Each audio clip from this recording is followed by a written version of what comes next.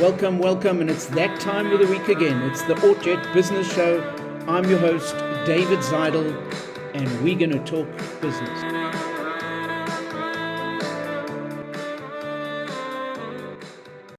Tonight we've got Mark Eilim with us. Good evening, Mark. Hi, David. Thank you. Thanks so much for having me on the show. It's great that you're here. And as we do each time before we interview you, I go into a short little business story or a little lesson that we have. And tonight's lesson is, or the quote, actually two quotes that comes from a guy called Wayne Gretzky. Now, a lot of people wouldn't know who he is. And even if you're a sports enthusiast in South Africa, you wouldn't know who he is.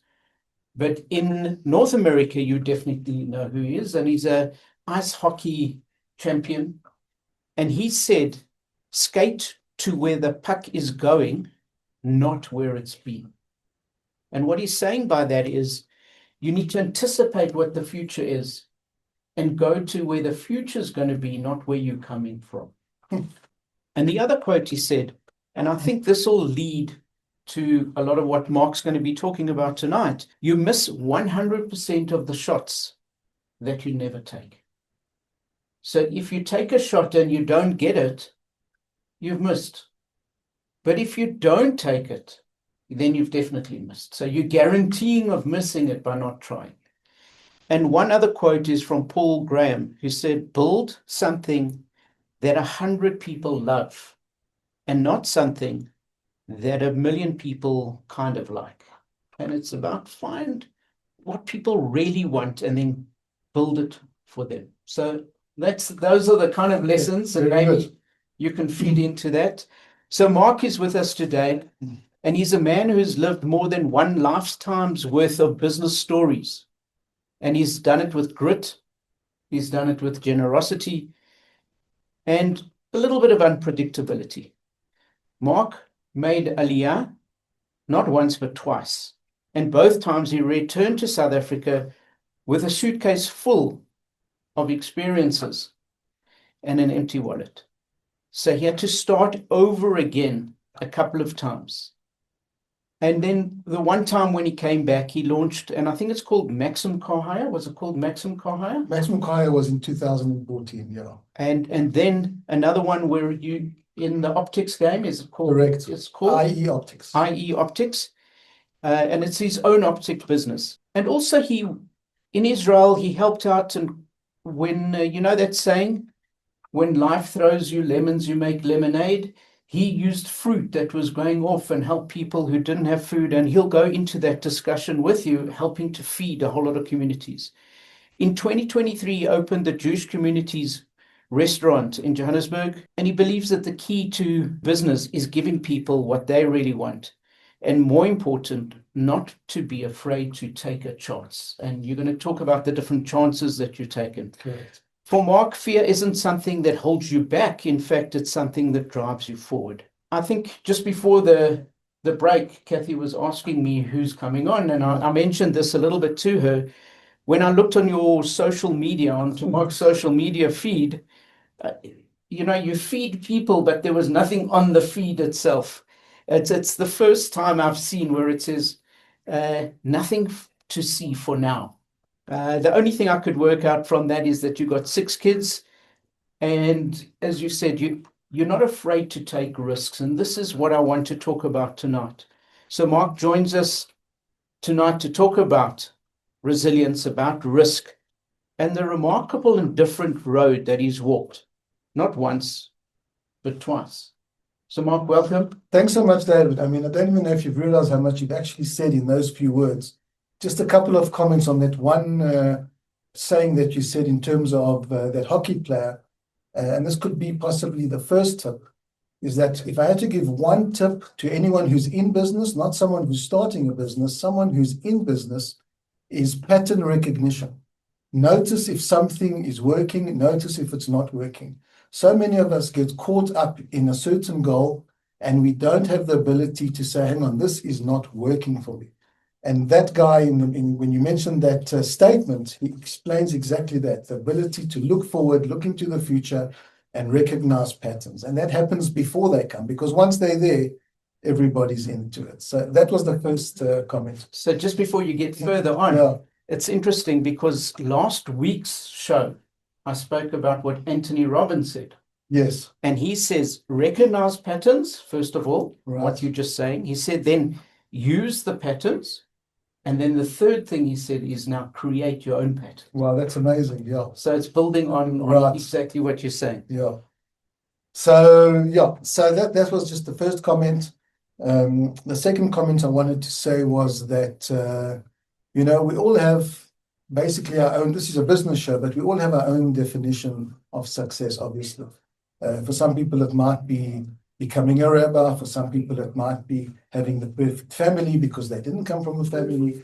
And you'll notice that whatever people sort of want to achieve, they will actually start learning about it, hopefully, and they will become better at that, no matter what it is. So not everybody wants to go into business, and that's perfectly okay. But coming from a background where I came from, where was a certain amount of, let's say, poverty in a way, even if it was just in my own mind, to me, trying to achieve something in business was very, very important. I grew up thinking that everybody was wealthy except for me. That's how I grew up, and I've noticed that most people actually felt that, even wealthy people. And what drove me was to sort of try and find out, how does one really drive oneself? I started my life as a mechanic from King David's, which was very, very unpopular at the time. I mean, I was called a grease monkey. I remember walking into shul being embarrassed. I remember going to Durban with overalls on and dirty fingers, always hiding them. And I always said to myself that one day I'm going to try and better myself, at least financially. Not that that's what everyone should do, but I wanted to do that.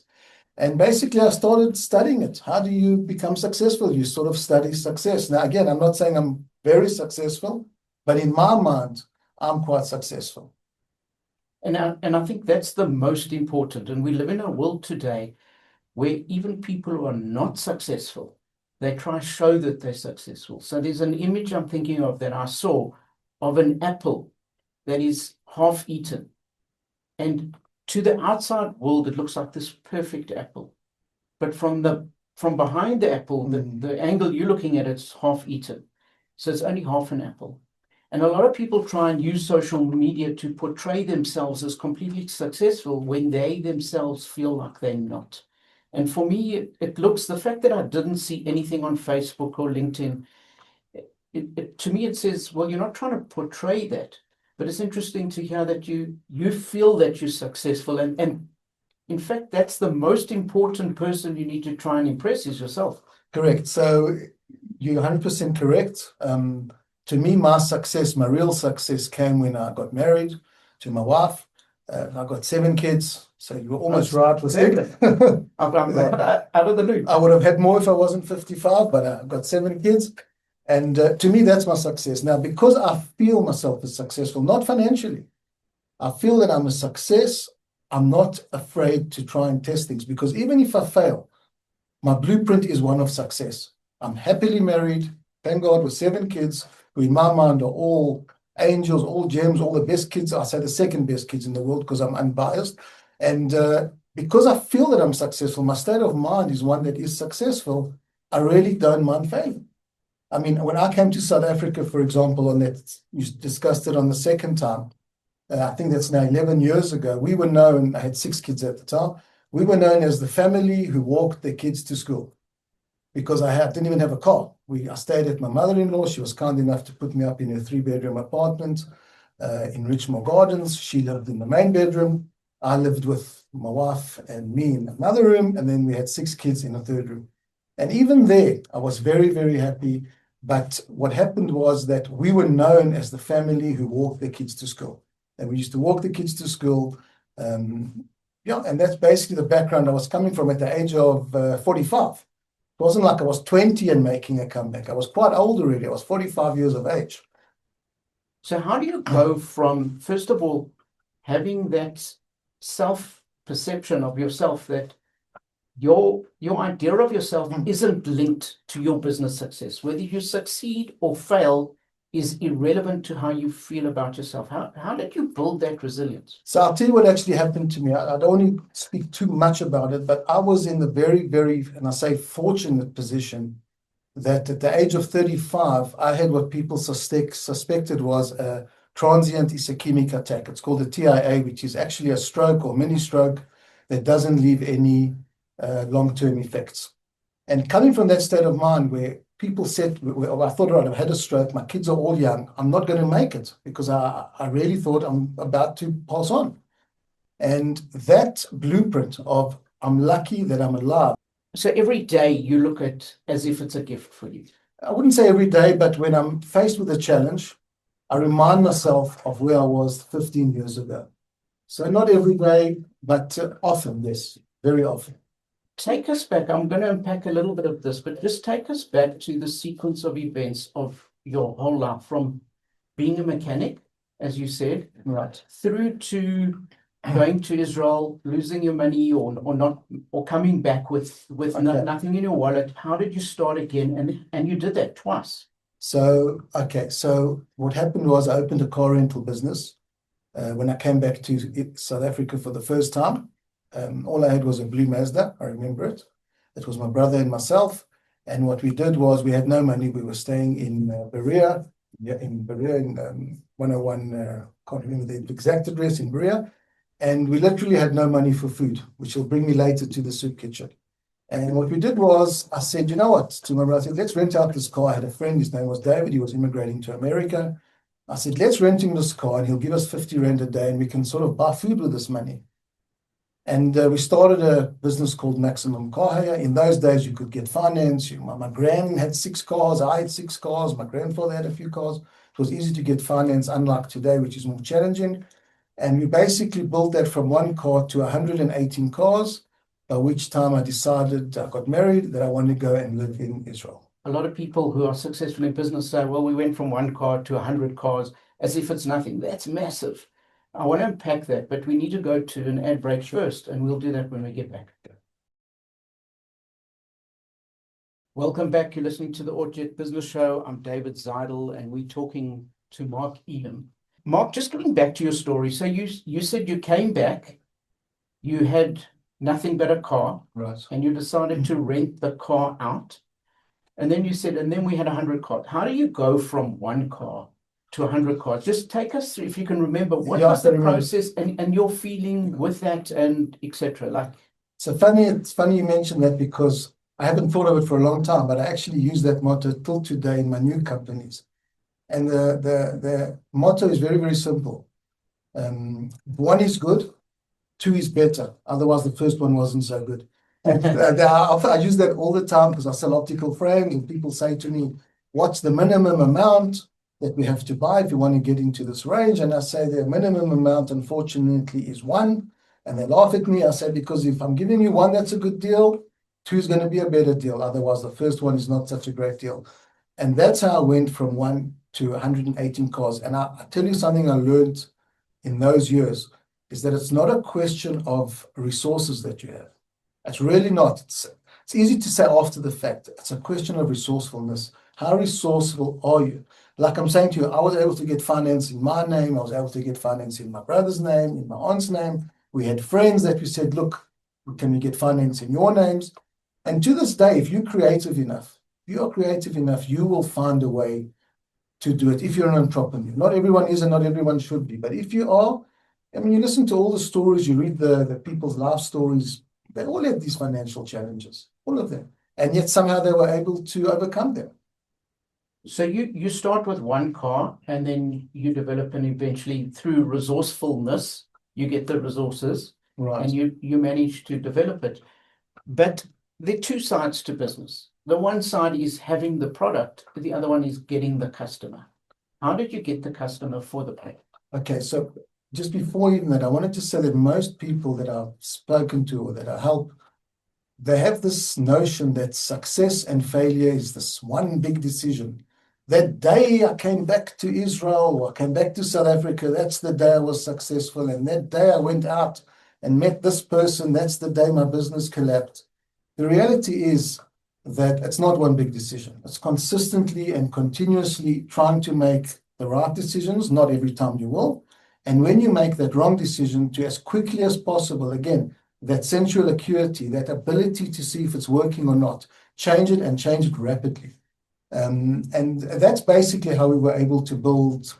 It wasn't only me, we had other people who were helping us. We went to the grey market for a while. We offered people deals and shares, like I'd give you a 20% share in this particular car. You can be creative. There's no question about it. So you managed to get people, and were they hiring? They weren't hiring a car on a daily basis. They were hiring for an extended period. So my motto, what we used to tell people was, and I don't know if it was true or not, we used to say, nothing under a month. Everyone needs an edge. And I used to tell people, and they loved this, I used to say, we bridge the gap between fleet management and car hire without the contract. So we are giving you fleet management without the contract. And the first customer I had, he said, I'm not sure if I need the car for a day or a week. And he ended up taking it for 9 months. And I said, here's a business. Just that, and again, that's not the reason I was successful, but that's when I realized that long-term car hire is the way to go. And we were cheaper than anyone else.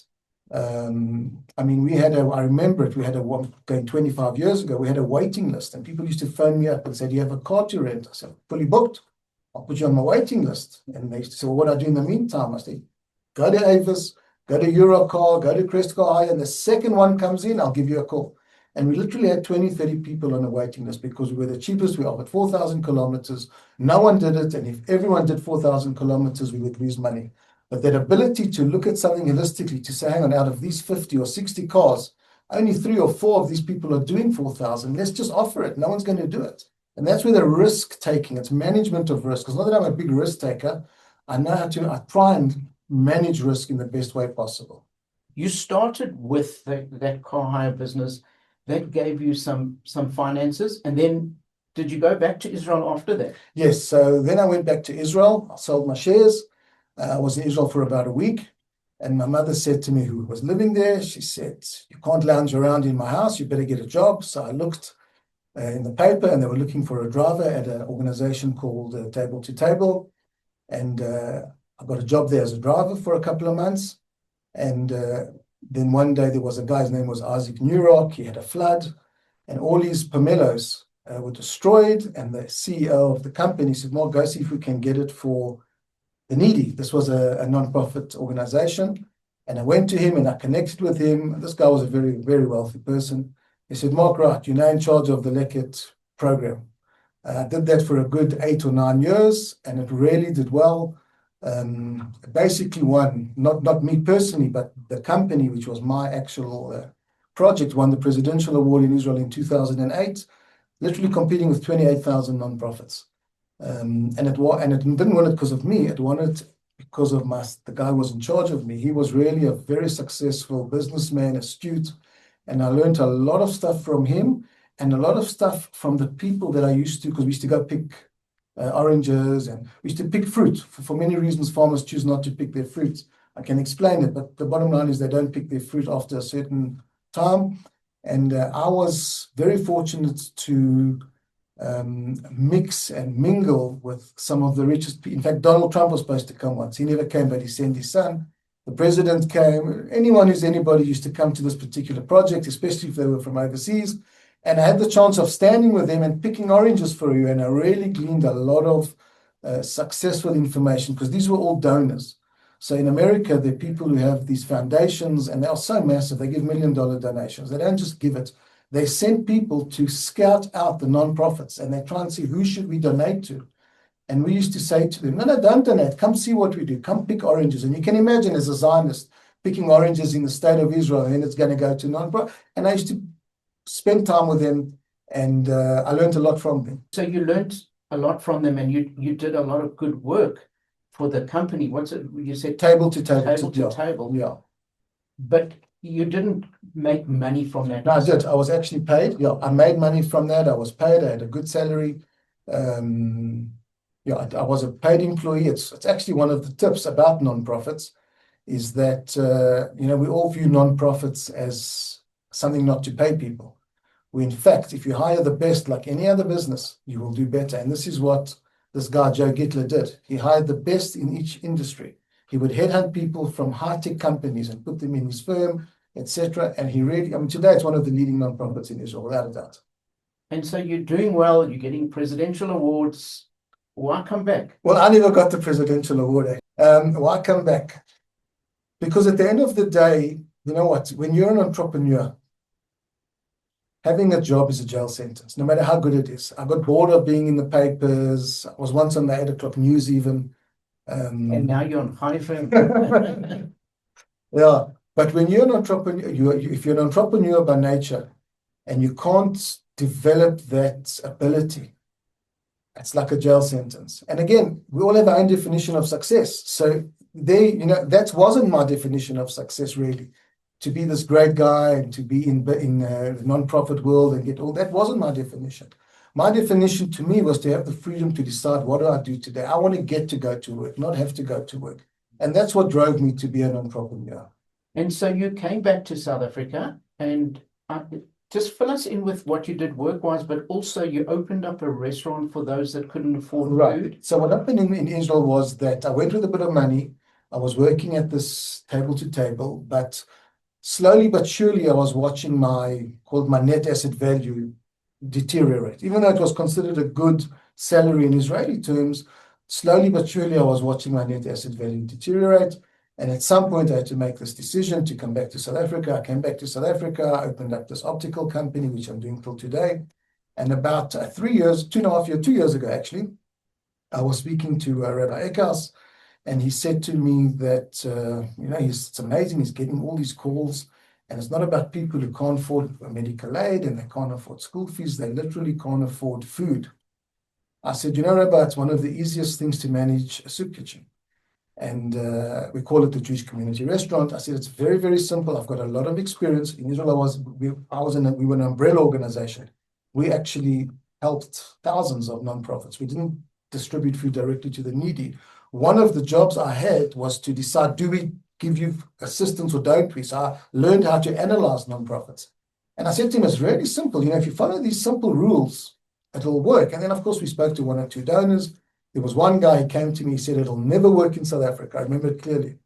I said, I'm not so sure. I said, if we give it the right approach and we get people who are paying and people who are not paying, you'll be surprised how it may work.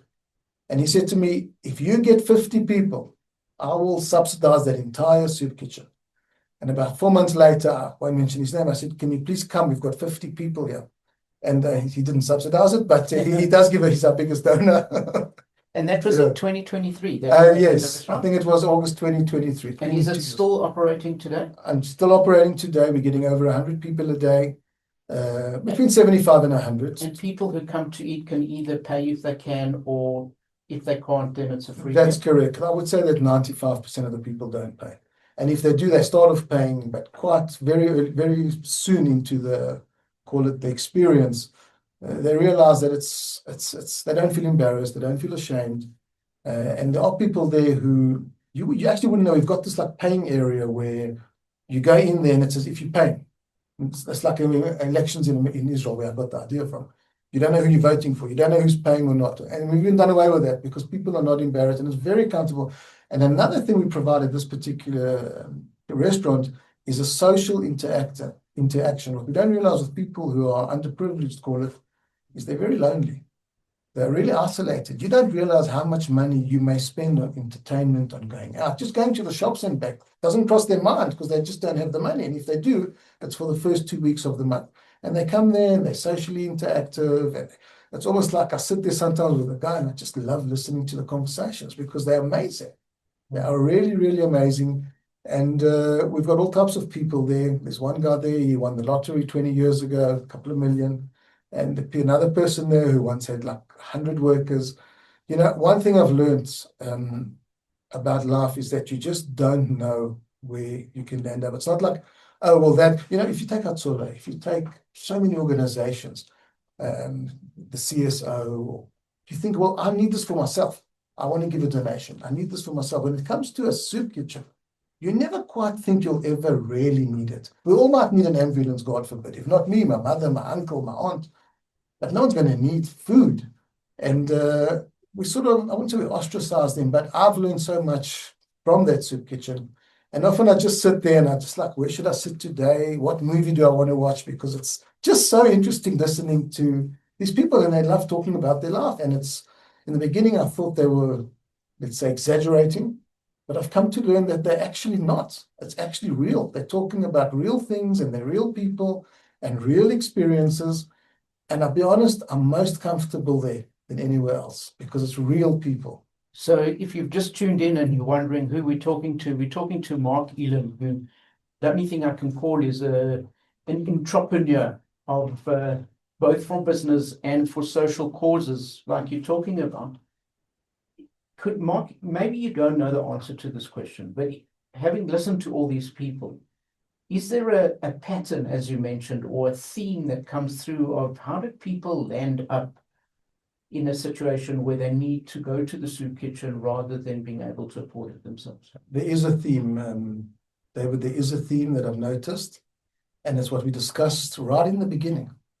First of all, it's the theme of being dishonest with yourself, not knowing that things are changing, not realizing that things are changing, and being scared of change. I have a friend that, true story, 2017, he made 16 million rand. 16 million rand. COVID came, his rent was 250,000 a month. He basically went and sold, his cars were a couple of million. And after COVID, which has been 5 years, he didn't realize that something had, I'm not going to mention his business because people might know him, something had changed in the economy. And he was always talking, no different to a gambler, about the next deal. And if he does this, he'll get out of it. And I'm saying to him, it's not working. Look, and it's not working. He's going more and more into debt, and his car goes back. And today he's on the Gebrek condition list. He lost every single cent. While he had it, he spent it. And a lot of it went to charity. And now he simply doesn't, and he's still in this business, thinking, well, if I went to Zambia or I went here, it'll work. And if I went here, it'll work. Whereas the reality is, it's not working anymore. And that's a theme that I've seen in the Jewish community restaurant, that things like this guy, we had this leather factory, had 100 workers. China started coming. And he, if he would have cut his losses there, he could have retired. But he's, it's carried on. And I guess when you invest so much of yourself in something, it's very hard to be objective. It's hard to remove yourself and have this sensual acuity and say, is it working? Isn't it working? So here's the question I ask a lot of entrepreneurs, and there's no absolute answer, but maybe let's get your answer on it. There's the one thing of saying, well, you gave up too soon. It gets harder just before you break through, and you gave up just before you were going to break through. That's the one side of it, where don't give up, keep pushing, you're about to make it. And the other side is what you've just said, where people do that and they keep going and don't know when to give up. That is such a good question, because it's really something I read about the other day, and it was about this guy his job is to hire CEOs for companies. You wouldn't believe there is such a job like that. In other words, if you're a big company, you go to him and he decides what your needs are. And he says he has this, he's got this thing called HAIR. In other words, these are the four, each letter stands for something. These are the four attributes he looks for. I'm going to touch on what you mentioned now. The first one, the H for HAIR, stands for helicopter. So he wants to see if this particular CEO has the ability to rise above, look at the whole picture from above, and then land the helicopter and look at the details. The A stands for an analysis. Is he able to analyze things, the market, the situation, patterns? If he's able to analyze it, it's very good. The I in here stands for imagination. How imaginative is he? How creative is he? And he goes on to say, and this is what I want to touch on your point, the R stands for reality. You can be brilliant in every single one of those three attributes. If you're not a realistic person, if you're not grounded, if you believe that faxes are going to come back into business, or if you believe that no matter how hard you try, you're going to go to the vegan fair to promote your beef burger, if you're not realistic, none of those attributes will help. So the thing is to be realistic. And that, I guess, is subjective, because what is realism? So the acronym you used is HAIR. Yeah. And what you've said is actually hair raising, because it's It's like from an MBA, they teach different things and they Right. use different words. This is the most succinct I've seen it. When they talk about rising above, it's talking, they maybe use terms of you've got to zoom in and zoom out. Right, right, So you've got to see the big picture, but you still got to look at the little detail. right. So I want to unpack a little bit more of this, but again, we'll do that after the break.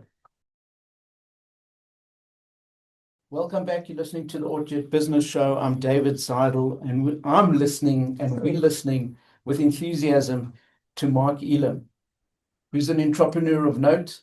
And he ended off with something I said was hair raising, and it's talking about the HAIR acronym of the helicopter view, rising above, and then zooming in and zooming out, then analyzing, look at the patterns that are involved, then imagination of being creative, Correct.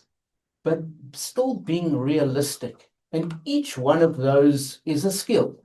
And each one you can think, well, is it going to work or not? And you can get each one wrong. But at least if you're looking at all sorts of things, and maybe ask yourself the question, are you like that? I want to unpack a little bit more. And you spoke about just during the break now, during the ad break, you were talking about some success formula from Anthony Right. Robbins. But just before you get there, I want to unpack your own story just a little bit more, and then Sure. we'll get to Sure. Anthony Robbins thing. Because you briefly said, well, you got into the optics game. Just how did you get into that, and what exactly is it? And I know you were saying, well, you sell one, and it made me think, well, most people, they'll have minimum orders Right. of when you want. So just take us through, how did you get there and how do you operate that's different to other companies in the optics? And it's the glass frames business, I presume. Correct. It's the optical frames business. So all companies, at the end of the day, if you're going to go into business, you need an edge. No matter what you're doing, whether it's a non-profit, whether it's business, whether it's looking for your one, you need an edge over everybody else. And edge normally comes, there are many ways the edge can come. What I did was, number one, I have no minimum orders, for example. There's no minimum order. You can buy one, you can buy 20, you can buy 30.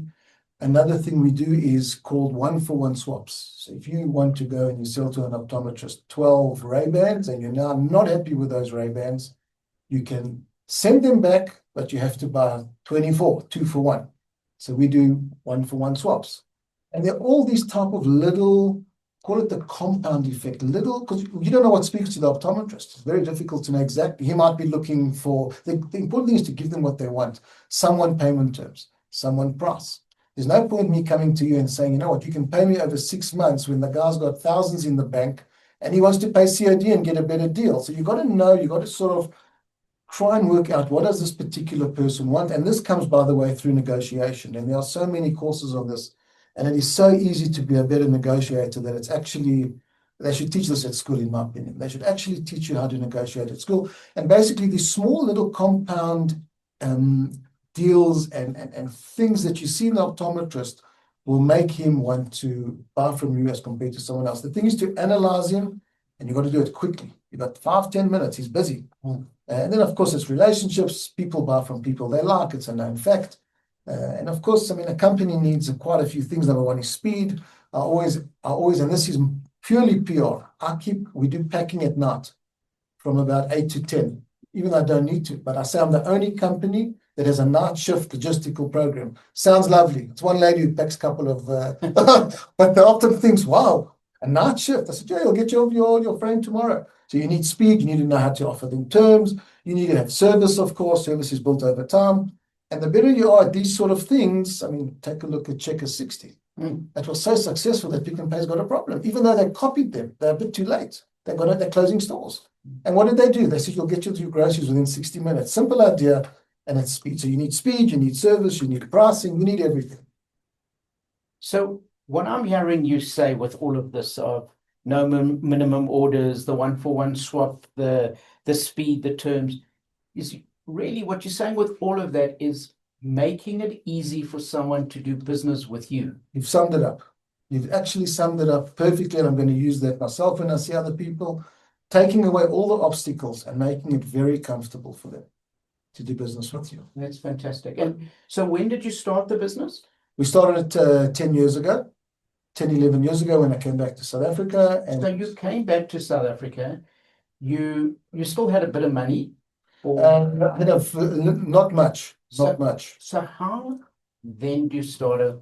A lot of people talk to me. I want to start a business, but I need to get millions in capital before I can start the business. You come back, you're actually going down the slide rather than up the slide, and you still open up a business and you make it successful. So how did that work? Was your mind frame, excuse the pun, but was your mind frame exactly where it is today, where it didn't matter if the business failed, you still had confidence in yourself? Or and just take us through somebody else who has a great idea, hasn't got much capital. What would they do that you did?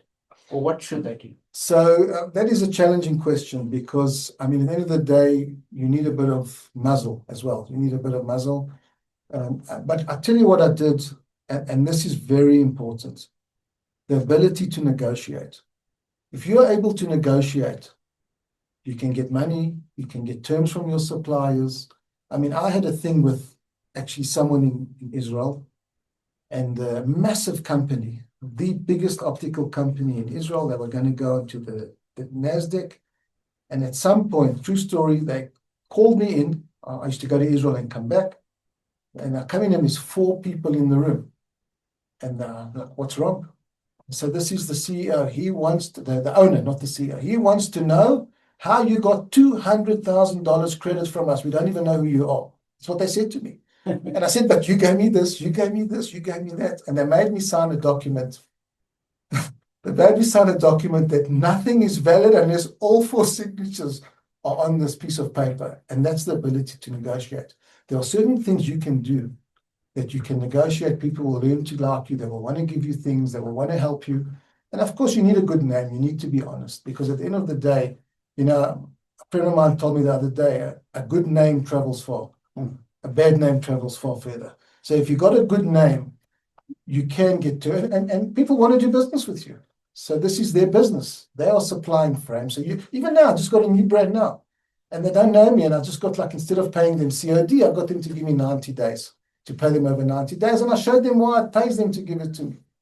So you convince them that it's good for them and good for you, and gives you the ability to... Right, the ability to negotiate. I always say you don't get what you deserve. You get what you negotiate. Excellent. So let's go to... We're going to go to the Anthony Robbins story, what you call the success formula. The ultimate success formula, because it'll bring you down to reality, like we discussed. This does it by default. So before we get there, though, guess what? Yeah. We've got to pay the bills. So after... Okay.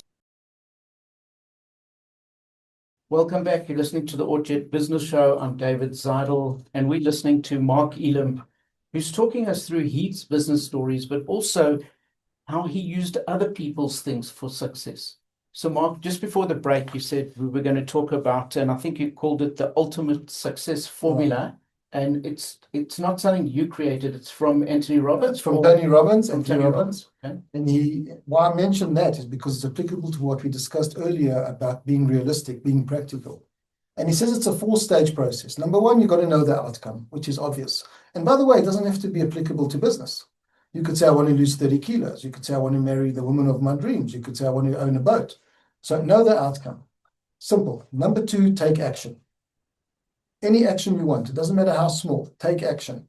Number 3 is something we already discussed, which is sensual acuity. Is this getting you closer to your goal or not? If it's getting you closer, carry on. You'll sooner or later get there.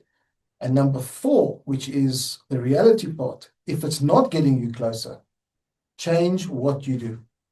And how often will you change what you do? Until you reach your goal. So if you're continuously changing what you do, by definition, sooner or later, you're going to say it's not working or it is working. The question is, when is that cutoff? Who knows? The example they use is, how long would you give your average baby to walk? No wonder everyone walks. You know what I mean? Yeah. So, and the thing, it's nice that you use that analogy with a baby, because I said, if we didn't encourage babies, well, the baby will stand up and they wobble a bit and then they fall down. And rather than saying to them, you're not the walking kind, we clap and we cheer them on. Because if we didn't, if we said, you're not the walking kind, we'd have adults crawling around the streets because no one would want to fight through that. So it's about having that knowledge that, yes, you will get there. And you're saying, like a baby or like a person learns to walk eventually, you've got to give yourself the chance. But you might walk differently to how you thought you were going to walk. And that's what you're saying about being realistic. Being realistic, yeah. You know, we have a thing today called, and we all suffer from it, including myself, it's called learned helplessness, where we've taught ourselves to be helpless. And it comes from three things. Number one, we believe the problem we're having, and every single one of us has problems, we believe it's permanent. If you think back to the problems you've had over the last few years, it's not permanent. Most problems, vast majority, are not permanent. Number two, it becomes evasive. Because I've had a fight with my brother, I can't go to business. Because my business is collapsing, I'm not prepared to go to gym. So it's evasive. It starts attacking every part of our life. And the last thing, which is the most important, you blame yourself for it. You believe it's your fault. And that's how we function today. People don't take risks. People don't try because they feel that they're just simply too scared to do it. And fear has to be a motivator. What happens is it jails us. I used to have me and a friend of mine, we used to have a thing called the courage group. And we literally did exercises. I mean, one thing I've learned is don't tell your mother-in-law what exercises you did. And one of the things we used to give each other was I had to go to the dog parlor and ask them for a haircut. Now, it may sound crazy. But I went to the dog parlor. I said, I need a haircut. And I had to sit there for a minute and convince them to cut my hair. And they said, no, we don't do haircuts. And I said, yeah, but I'll take responsibility. And he had to go to Santon and go to hush puppies and say, you're killing puppies. But what we were training ourselves to do, it worked. We had a club. We had about 80 people in this group. Everyone did exercises. It was amazing. What did you call it? A courage exercise? It was called the Courage Group. And we got like guests on it. We're talking about 12 years ago. And one guy even wrote a novel because he just the ability to conquer the fear. And we had all these like experts in this, and we had them talking.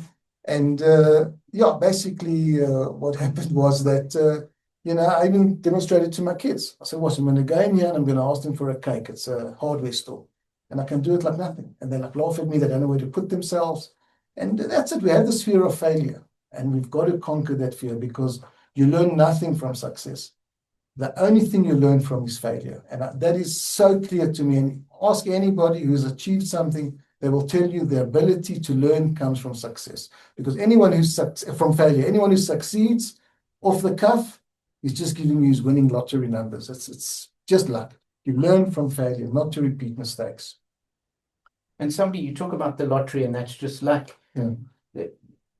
Being able to do it, the question is, can you learn from what you've done and do it again? And if you can't, then it means it was luck.